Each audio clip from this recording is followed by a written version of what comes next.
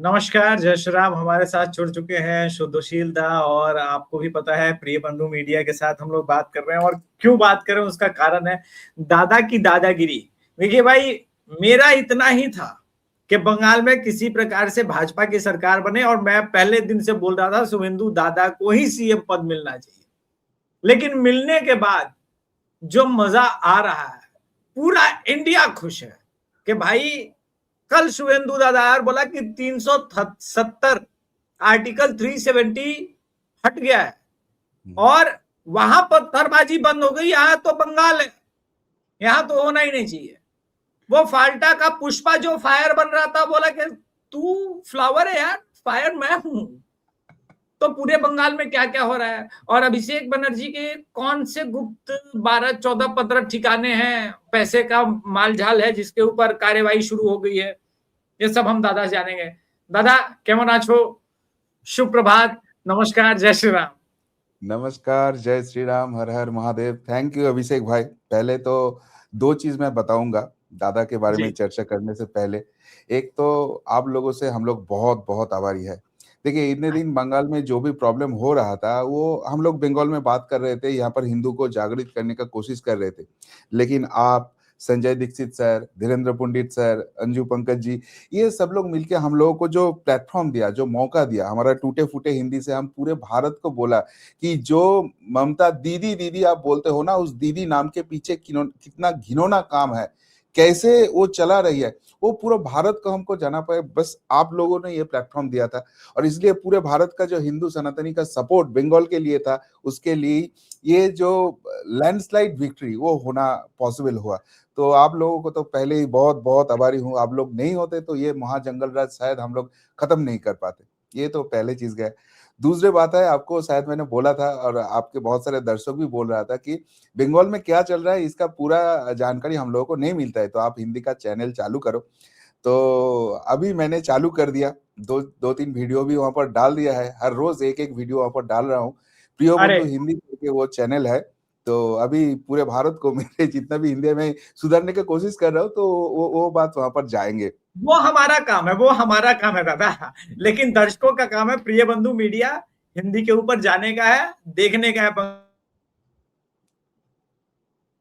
अब ताकि मैं भी तो थोड़ा यूपी पे फोकस करूंगा, मेरा काम बंगाल का हो गया, मैंने कर लिया वो। और शुभेंदु दादा जो कर रहे हैं वो अब कर लेंगे।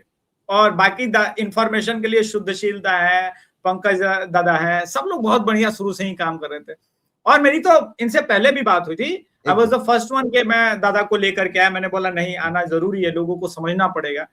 तो दादा एक पहले हम फाल्टा के फ्लावर के बारे में, सॉरी फायर के बारे में बात कर लें। वो बोलता था इसे मैं फायर है। क्या चल रहा है फाल्टा में? 21 को ही चुनाव होना है, और शुभेंदु दादा की रैली में भीड़ देख करके और गजना देख करके तो गूजबम्स आ गए मेरे। देखिए, मैं तो पहले एक चीज आपको आपके पॉडकास्ट में ही बोला था कि किसी के पीछे अगर 4,000 पुलिस होता है, पूरे गुंडे सिस्टम होता है, पूरा एडमिनिस्ट्रेशन होता है, तो गली के जो कुत्ते हैं ना, वो भी नेता बन जाता है। और ये अभिषेक बनर्जी है वो गली के कुत्ते, जो इतने दिन इतने जोर से भौंक रहा था, उसको ओपन चैलेंज था, भाई तेरे पास पुलिस है, गुंडा है, एडमिनिस्ट्रेशन है, तू क्या उखाड़ पाया हम लोगों का? तो हम यूट्यूबर से ही तू लड़ नहीं पाया, तो तू क्या शुभेंदु अधिकारी से लड़ेगा? और वही चीज अभी सामने आ रहा है। देखिए, ये अभिषेक बनर्जी है कौन? एक एमपी है। तो उस एमपी के लिए पूरा शहंशाह के तरह सजा के रखे थे ममता बनर्जी ने। उनके घर के सामने जो गार्ड रेल था, वो वहां से कोई चल नहीं सकता था, जैमर था, वो सब हट गया है। और डर के मारे अभिषेक बनर्जी घर से निकल नहीं पा रहा है। लोग तो ये भी बोल रहे हैं कि वो अपने बाथरूम तक नहीं जा पा रहा है, इतना डर है उसको। वो इतने बड़ा जननेता है, तो जाइए फलता में जाके चुनाव प्रचार कीजिए। अब चिंता मत कीजिए, यहाँ पर अभी जो रूल ऑफ लॉ वही एस्टेब्लिश हो गया है, आपको कोई कुछ नहीं करेगा। फिर भी आप बाहर क्यों नहीं निकल पा रहे हो भाई? उसके मतलब आपका जो दादागिरी था, आपका जो बयानबाजी था, वो बस आपके जो बुआ है ना उसके दम में, कि मेरे साथ गुंडा है, मेरे साथ पुलिस है। और अगर अभिषेक बनर्जी का ये हालत हो गया है, तो जहांगीर का क्या हालत होगा? अभी कल ही उसने भागे भागे गए थे कोलकाता हाईकोर्ट कि हुजूर मुझे माफी दे दो, मुझे प्रोटेक्शन दे दो, मुझे अरेस्ट नहीं कर पाएगा। तो ऑनरेबल कोर्ट ने भी देख लिया कि भाई चलो, कोई कैंडिडेट अगर अरेस्ट हो जाता है तो इलेक्शन जो प्रोसीड्यूर है वो स्टॉप हो जाएगा। तो जो हम्म। वर्डिक्ट आया है, अप टू इलेक्शन इलेक्शन खत्म होने तक जहांगीर को अरेस्ट मत करो। मतलब इस जहांगीर को भी मालूम है कि इलेक्शन खत्म होता है तो उसको जेल जाना पड़ेगा। अब देखो, जो कैंडिडेट को खुद को मालूम है उसको जेल जाना पड़ेगा, तो उसका जो वोटर है उनको भी तो वो चीज मालूम होगा कि भाई मुझे विधायक साहब से कुछ काम कराना है तो जेल में परमिशन लेना पड़ेगा। कौन ऐसे विधायक चुन, ये जो बोल रहा था 1.5 लाख वोट से जीतेगा, अभी 1.5 लाख वोट से हारने वाला है। और ऐसे नहीं कि भाजपा को लूट करके जीतना है। जो चुनाव प्रचार में उनके सुप्रीमो वो बोलते थे ना बहुत गर्व के साथ, हमारे पार्टी में एक ही पोस्ट है, बाकी सारे लैम्प पोस्ट है, ममता बनर्जी सब। तो ममता बनर्जी नहीं जा पा रही है, अभिषेक बनर्जी वहां पर नहीं दिख रहे, इतना जो उनका बड़ा बड़ा हस्ती है कोई नहीं वहां पर जा रहा है। और सबसे बड़ी बात आपको बोलता हूँ, सीपीएम वालों से बयान आया है कि थैंक यू बीजेपी, आप लोग पावर में आए तो इतने दिन बाद हम चुनाव प्रचार में जा पाया है। तो आप सोच लीजिए बंगाल का गणतंत्र कहां पर था और इस 10 दिन में शुभेंदु अधिकारी जी ने, ऑनरेबल सीएम ने कहां पर लेके आ गए हैं। तो जहां पर गणतंत्र का इतना बड़ा चेंज हुआ है, वो गणतंत्र का श्रेष्ठ उत्सव माना जाता है वोटिंग, वहां पर फलता का रिजल्ट क्या है वो डन एंड डस्टेड है। ओके, मुझे लग रहा है 2 फोटोग्राफ दिखा रहा हूं, और ये 2 फोटोग्राफ का जो ट्रांसफर हुआ है ना, पावर ट्रांसफर, वो गजब का हुआ है। ये शुभेंदु दादा इलेक्शन से पहले योगी जी जब चुनाव प्रचार प्रसार करने गए थे तब का एक फोटो है। और एक फोटो और दिखाता हूं, 1 मिनट उसको रुकिएगा, एक फोटोग्राफ और दिखाता हूं। जब शुभेंदु दादा का ओथ सेरेमनी था तब क्या हुआ था, तब ये जो भगवा गमछा पहनाया था ना, वही भगवा गमछा ट्रांसफर हुआ है। बोला सड़क पर नमाज यूपी में भी नहीं होने देता हूं, कोई गुंडा लोग कुछ भी नहीं कर पाता है, और पुलिस के ऊपर तो पत्थरबाजी बिल्कुल बंद है। ऐसा हुआ कि बंगाल में पत्थरबाजी और ये सब सड़क पर नमाज पढ़ने को लेकर के फ्राइडे में, क्योंकि पिछला 12-15 साल से वो कल्चर बना दिया था। मुझे याद है 2016 में मैं गया था कोलकाता, मठिया ब्रिज, मुझे कुछ काम से जाना था। एक तो भाई उस तरफ जाना ही अपने आप में हिंदू के लिए अपराध बोध जैसा था एकदम। तो दादा, मैं फ्राइडे के दिन ही उतरा, मैं देख रहा हूँ हावड़ा में सड़क के ऊपर, मटिया ब्रिज में, वो पूरा कलकत्ता में जिधर भी जाऊं सड़क के ऊपर ट्रैफिक है। क्यों भाई, सड़क पे ही नमाज हो रहा है। मैंने बोला कोलकाता के अंदर हो रहा है ये? बोला हाँ दादा, यहाँ तो ऐसे ही होता है। दादा ये चैलेंज तो है। ये यहाँ का जो ममता बनर्जी का मिनिस्टर है ना, था, सॉरी अभी भी है, निकल रहा है क्योंकि 15 साल का जो बस है फिरहाद हाकिम, पाकिस्तान से कोई जर्नलिस्ट आता है यहाँ पर तो गर्व के साथ उनको बोलता है कि आप क्या पाकिस्तान से आए हो, हमारे कलकत्ता में भी एक मिनी पाकिस्तान है। आप सोच लीजिए, एक स्टेट का मिनिस्टर, सेकंड इन कॉमन वो मिनिस्ट्री में है, वो गर्व के साथ बोल रहा है यहाँ पर मिनी पाकिस्तान है, और वो मेटिया बुरुज जो एरिया है वो दिखा रहा है। तो यहां से ही आपको पता चलेगा कि कितना बढ़ावा दिया जाएगा। जहां का सीएम खुद ईद के नमाज में रेड रोड में जाते हैं और उस स्टेज से बोलता है जो हिंदू धर्म है वो गंदा धर्म है, उसको हम मानता नहीं है, तो उस स्टेट में मुस्लिमों का कितना अपीजमेंट होगा आप समझ लीजिए। वहां का ममता बनर्जी को जो एमएलए थे हुमायूं कबीर, वो बोलता है मुर्शिदाबाद में कि हिंदू को मुझे 2 मिनट में काट के गंगा में मैं उसको भसा दूंगा। तो जब सीएम वहां पर चुप रहते हैं, उनका minister Siddiqullah Chowdhury open statement देता है कि पहले जिला का टाइट देके आता हूं, सीएम ने मुझे इंस्ट्रक्शन दिए है और उसके बाद मैं कोलकाता को टाइट दे दूंगा। और उसके बाद भी मालदा मुर्शिदाबाद में वो भयंकर जो इंसिडेंट हुआ था, हिंदू के ऊपर अत्याचार हुआ था, वो हुआ था। तो यहाँ पर मुस्लिम लोग ऐसे करेंगे, यही तो है। ये एक स्टेटमेंट था, भाई आप मुस्लिम हो, ममता बनर्जी के राज में आप कुछ भी कर सकते हो, आप कानून के ऊपर हो, कानून आपके लिए नहीं है, आप ही कानून हो, ये स्टेटमेंट है तो वो लोग तो ऐसे ही करेंगे। आप एक चीज देख लीजिए, वेस्ट बंगाल में जो ये इलेक्शन गया, असेंबली इलेक्शन हुआ, कितना भयंकर एंटी इनकम्बेंसी था ममता बनर्जी के अगेंस्ट। जो पोलिंग हुआ वहां पर एकदम सफा सूत उसका उछड़ गया। लेकिन कोई भी आप मुसलमान बूथ देख लीजिए, मुस्लिम बूथ देख लीजिए, वहां पर क्या रिजल्ट है? वहां पर भाजपा को 5-10 वोट मिला है। चलो ठीक है, भाजपा को आप लोग पसंद नहीं करते हो, आप वोट मत दो, लेकिन आपके पास दूसरे पार्टी है, कांग्रेस है, आपके पास लेफ्ट फ्रंट है, आपके पास आईएसएफ है, किसी को वोट नहीं मिला। सारे वोट जो 500, 600, 800, 900 सारे टीएमसी के बॉक्स में आप दे दिया। तो इसका क्या कारण है? ये जो दिलीप घोष अभी बोल रहे हैं ना कि वो सबका साथ सबका विकास, आप भूल जाओ, जब पहले ये लोग हमारे पास होंगे तब हम उनको करेंगे। सही बात है। आप यहाँ पर बॉर्डर का फेंसिंग नहीं करने देते हो, क्यों? क्योंकि बांग्लादेशी रोहिंग्या घुसेंगे और आपका वोट बैंक बनेंगे। यहाँ पर 7 बांग्लादेशी टेररिस्ट यहाँ पर घुसेंगे, उसको आप एक नहीं, दो नहीं, तीन तीन असेंबली का उसका वोटर कार्ड बना दोगे और उसके बाद वो केरला चला जाएगा, वहां से टेररिज्म का काम करेगा। असम का एसटीएफ जाकर उसको गिरफ्तार करेगा, तब हमको पता चलेगा। कश्मीर से आईएसआई का कोई जंगी आता है और उसको यहाँ से, मेरे घर से 10-12 किलोमीटर दूरी है, वहां से अरेस्ट करता है कश्मीर का स्पेशल पुलिस। क्यों ऐसे सिचुएशन होता था? तो ये जो मुस्लिम समाज है, इन लोगों को इतना बढ़ावा दिया गया है, इसलिए ये लोग सोच लिया था इसका बाप का जागीर है ये, और कोई कानून इसको कुछ नहीं बिगाड़ सकता है।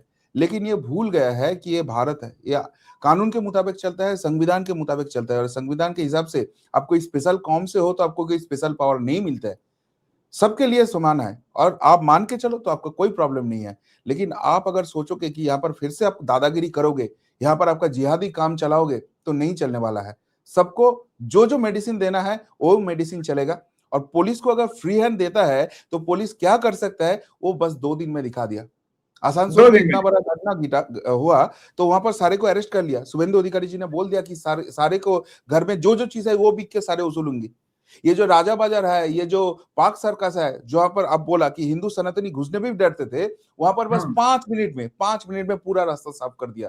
तो ऐसे ही चलेगा। अभी कानून के बाउंड्री में आप रहो, आपके लिए गवर्नमेंट है। आप कानून तोड़ने का कोशिश करो तो गवर्नमेंट आपको दिखा देगा आपका औकात क्या है। ओके, तो सुवेंदु दादा ने बोला कि जो ममता बनर्जी चला रही थी ना 3,000 रुपए मौलाना के लिए और ये सब, वो बंद। बदले में वो शुभेंदु अधिकारी ने कहा कि irrespective of caste, creed, religion, जो भी सरकारी नौकरी में है उनका 7th पे कमीशन का हम लागू कर देते हैं। ये जो काम कर रहे हैं, एक तरफ डेवलपमेंट भी और एक तरफ अपीजमेंट के लिए जितना कुछ ममता ने किया था वो सब क्लोज कर रहे हैं दादा। बंगाल में क्या अब आप देखेंगे कि कुछ लोग अगले 1 साल तक परेशानी उत्पन्न करने का प्रयास करेंगे, क्लैश कराने का प्रयास करेंगे, ताकि बाहर की मीडिया में, क्योंकि ये यूपी में हुआ था, अतीक, मुख्तार, इन लोगों ने कई कारनामे किए, आपको भी याद होगा। ये सब निपटाया गया उसके बाद ही हुआ। तो शेख शाहजहां से लेकर के जहांगीर और ये सारे लोग, फरहाद हकीम, ये लोग जो पैदा किए, वो पूरा जो पोर्ट एरिया है, पोर्ट में मैं अभी भी मानता हूं कि अवैध लोगों का कब्जा जब तक ठीक नहीं किया जाएगा, बंगाल का तरक्की थोड़ा मुश्किल रहेगा। तो आपको लगता है कि थोड़ा सा 5-6 महीना और बंगाल अनस्टेबल रह सकता है?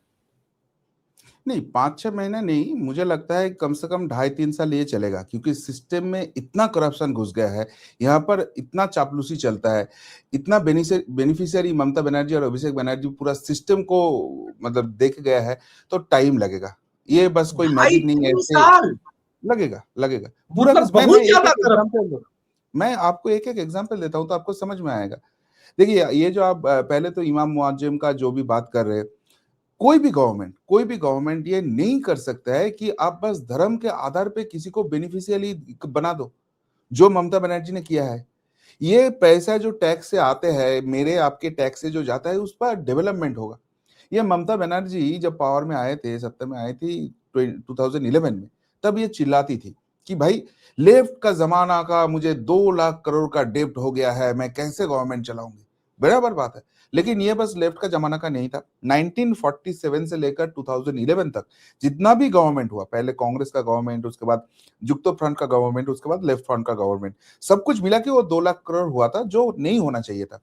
ठीक है, चलो, तो आप तो वो सुधारने का कोशिश करोगे, उसके बदले में बंगाल को क्या मिला लास्ट 15 साल में? 2011 टू 2026, ये 15 साल में वो डेब्ट 8 लाख करोड़ में पहुंच गया है।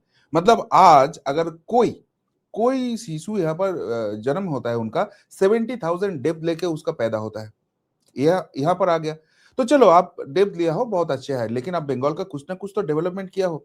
आप आए हो ये 15 साल में कभी कलकत्ता में?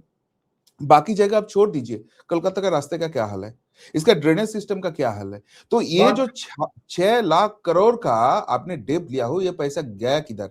इस पैसे का आप अगर परसेंटेज करो, जो ओपन टीएमसी बोलते थे कि भाई आप तोलाबाजी कर रहे हो, आप पैसा वसूल रहे हो, उसमें कोई दिक्कत नहीं है, लेकिन आप टीएमसी के नाम यूज करके, टीएमसी के पावर यूज करके कर रहे हो, तो एक काम करो, आपके पास अब 25% रख दो, लेकिन टीएमसी के हाई कमांड के पास बाकी 75% आप पहुंचा दो।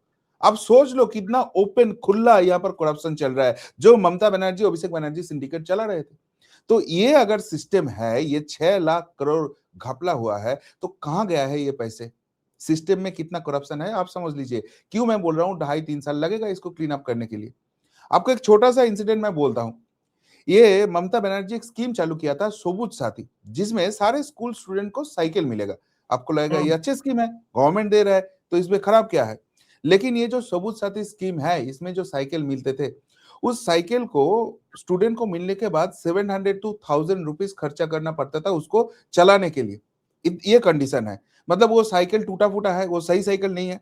ये साइकिल कहां से बनते थे? ये साइकिल बनते थे, जो अफवाह है, अभिषेक बनर्जी की फादर इन लॉ के कंपनी से। और ये हम लोग नहीं बोल रहे हैं, शुभेंदु अधिकारी जी ने ये एलिगेशन लाए थे, इसका इन्वेस्टिगेशन होगा। और ये पैसे कहां से आते थे? स्टेट गवर्नमेंट का तो कोई फंड है नहीं।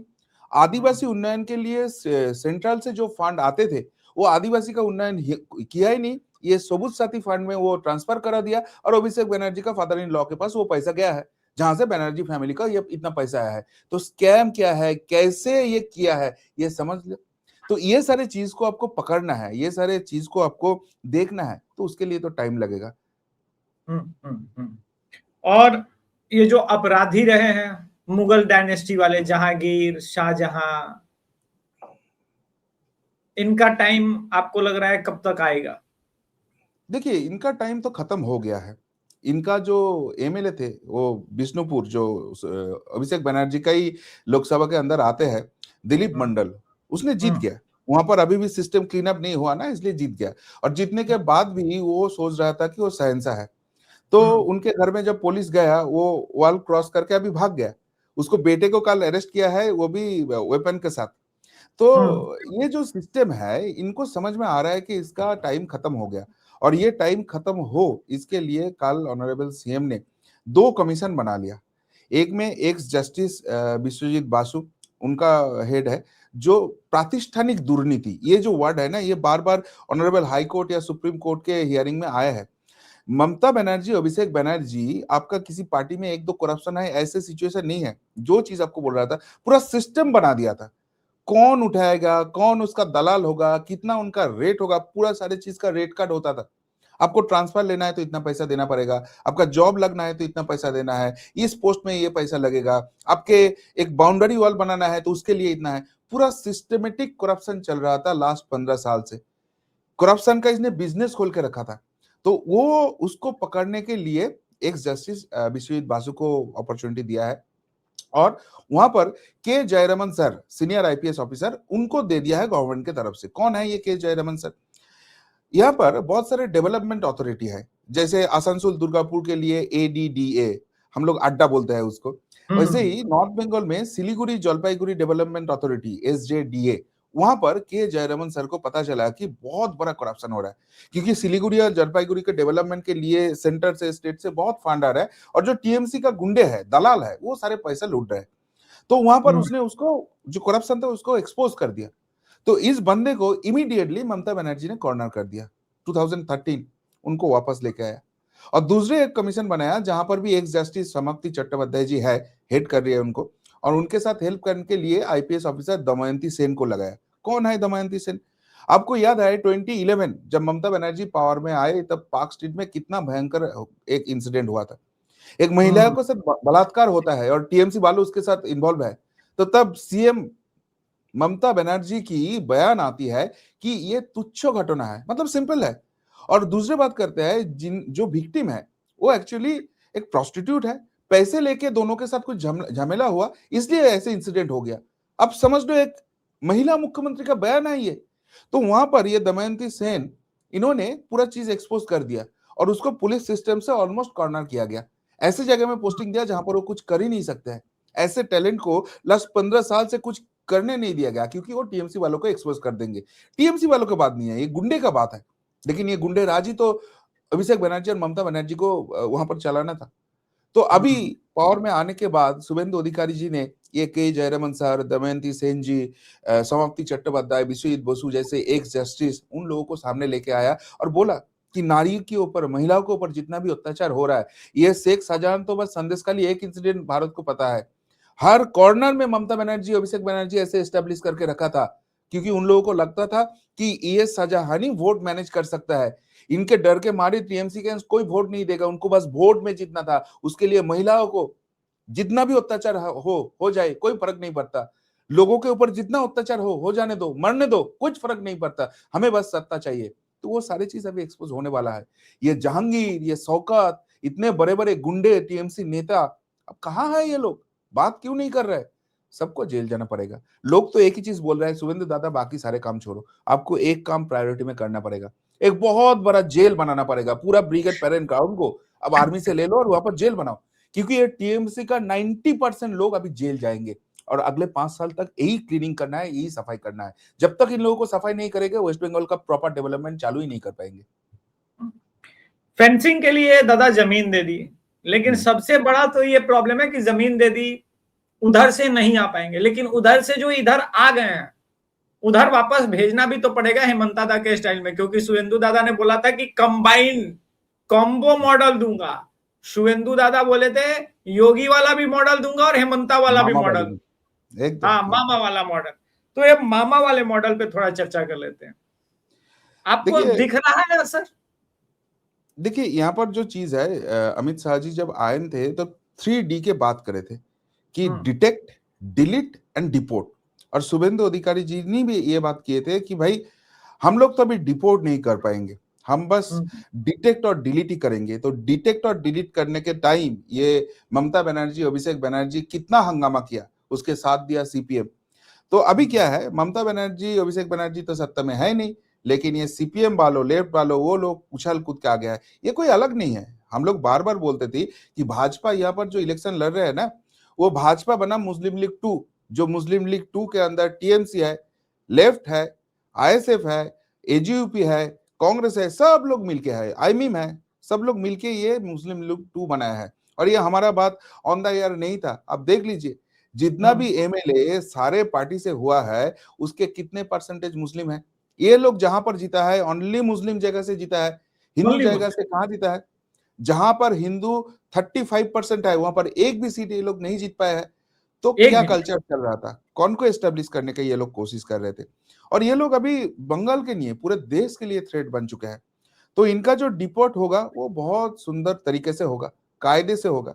और इसके लिए ये लेफ्ट वालों, ये टीएमसी वालों, ये कांग्रेस वालों जितना उछाल कूद कर सकता है कर ले। अब बंगाल का जनता जाग गए हैं। ये लोग ज्यादा उछल कूद करेंगे ना, तो गवर्नमेंट को, सिस्टम को, एडमिनिस्ट्रेशन को कुछ नहीं करना पड़ेगा। जो इनको सबक सिखाना है जनता ही सिखा देंगे।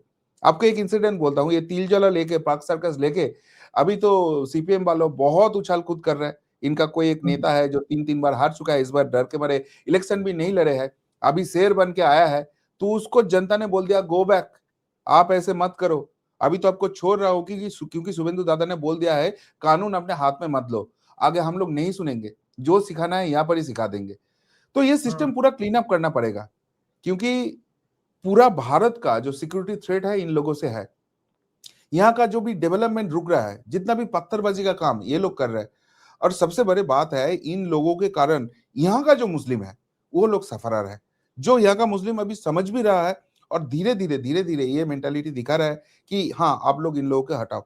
नहीं तो नाखोदा मस्जिद का जो इमाम है वो ये बयान नहीं देता कि हाँ गवर्नमेंट जो बोल रहा है ये गौ माता की हत्या को लेकर वो सही बोल रहा है, वो हाईकोर्ट का रूल है, आप उसको फॉलो करो। तो इसके मतलब इन लोगों को भी अभी थोड़े थोड़े समझ में आ रहा है।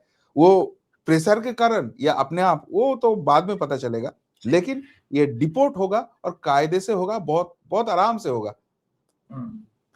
तो चलिए दर्शकों, जाने से पहले एक आखिरी में एक और अरेस्ट का बढ़िया न्यूज देते हैं। ये जनाब जो है, इनका नाम था राजू आहलूवालिया। ये ममता दीदी के बड़े करीबी होते थे और 182 बिजनेसमैन ने रिटर्न शिकायत की कि यार ये पूरी मार्केट से पैसा वसूलता था। फिर उसके बाद क्या था, बंगाल पुलिस आई और इनको उठा के, हम हमेशा तुलाबाजी के विरुद्ध आवाज उठाते थे, दुर्नीति के विरुद्ध आवाज उठाते थे, और आज जो आवाज उठाता था उसी को तुलाबाजी के विरुद्ध धोखा के लेके चला है। तो किसके विरुद्ध में क्या करिए, तो षड्यंत्र है, षड्यंत्र है। दादा आप कुछ बोलेंगे? ये जो मिनिस्टर था मलय घटक, उनके बहुत हाँ। करीबी माना जाते थे। और ये जैसे लोग हैं ना, इन लोग एक्चुअली टीएमसी का दलाल था। ये अभिषेक बनर्जी बोलता है ना कि 5 पैसे की कुछ नहीं आप प्रूव कर सकते हो, क्योंकि ये जैसे राजू जैसे दलाल जो है, उधर सोना पप्पू जैसे दलाल है, उन दलालों से सारे उसूले जाते थे। और इसका जो परसेंटेज है पुलिस को देकर ग्रीन कॉरिडोर बना के वो शांति निकेतन तक पहुंच जाते थे।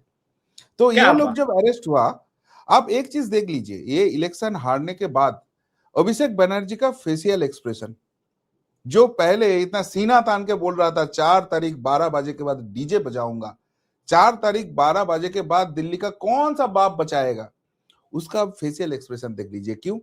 क्योंकि उसको समझ में आ रहा है कि भाई वो घेर रहा है। ये जो गवर्नमेंट है, वो गवर्नमेंट एकदम आखिर तक जाएगा। ये दलाल वाला लो तो ठीक है, उसको तो उठा लेंगे, लेकिन ये दलाल पैसा कहां भेजते थे, कौन कौन इन्वॉल्व थे, ग्रीन कॉरिडोर कौन बनाते थे, इसका परमिशन कहां से आते थे, सारे चीज, सारे कच्चा चिट्टा भी सामने आएंगे। और ये जितना दलाल सामने आ रहा है, उतना अभिषेक बनर्जी का टेंशन बढ़ रहा है, इसलिए भागम भाग पहुंच रहा है ऑनरेबल कोर्ट में कि मुझे अरेस्ट ना करे, ऐसे आप बोल दो। क्यों भाई? इतने दिन जब ऑनरेबल हाई कोर्ट का वर्डिक्ट आते थे, सुप्रीम कोर्ट का वर्डिक्ट आते थे, आप लोग कोर्ट को बोल देते थे दलाल, ऑनरेबल जजेस को आप बोल देते थे दलाल, वो भाजपा का ऑफिस से जो भी लिखा देता है आप वो लोग बोल देते हो, तो अब क्यों पहुंच रहे हो कोर्ट? ठीक है, आपका गणतांत्रिक अधिकार है, आप जाइए, लेकिन वो कानून के तरीके आपको जेल जाना पड़ेगा। और जो जो केस आ रहा है, अभिषेक बनर्जी अभी अभी अरेस्ट होता है ना, तो उनका डेथ होने के बाद ही वो जेल से निकल सकता है, उसके पहले नहीं होगा। इतना पाप ये 15 साल से किया है, और बात बस अभिषेक बनर्जी की नहीं है, ममता बनर्जी की भी है, उनको भी जेल जाना पड़ेगा। मैं तो बोल रहा हूँ दादा, आप लोग बीपी की दवाई भेजवाओ, उसका बीपी बढ़ जाएगा। रोज उसके आसपास के लोग अरेस्ट हो रहे हैं, वो ये डर में कि कल मैं अरेस्ट होने वाला हूँ, कल मैं अरेस्ट होने वाला हूँ, उसका बीपी हाई होता जाएगा और फट जाएगा। तो चलिए, आज के संस्करण में इतना ही। दादा बहुत बहुत धन्यवाद, और बंगाल के करंट सिचुएशन पर जानकारी देने के लिए बहुत बहुत धन्यवाद। नमस्कार। और प्रिय बंधु, हिंदी मीडिया शुरू हो गया, मेरा रिक्वेस्ट था स्पेशली दादा से। दादा थैंक यू स्टार्ट करने के लिए। अभी यूपी भी आपसे कवर कराऊंगा, अब आपको पूरा इंडिया का न्यूज कवर कराऊंगा, क्योंकि बंगाल के जनता को भी पता चलना चाहिए कि पूरे इंडिया में बीजेपी का मॉडल क्या है, क्योंकि ये बंगाल में और बिहार में और पूरे देश में स्टेबिलिटी लाना बहुत जरूरी है। दादा आप यूपी के बात कर रहे हो, तो लोगों का पंजाब से भी रिक्वेस्ट आ रहा है कि पंजाब का इलेक्शन भी आप कवर करो।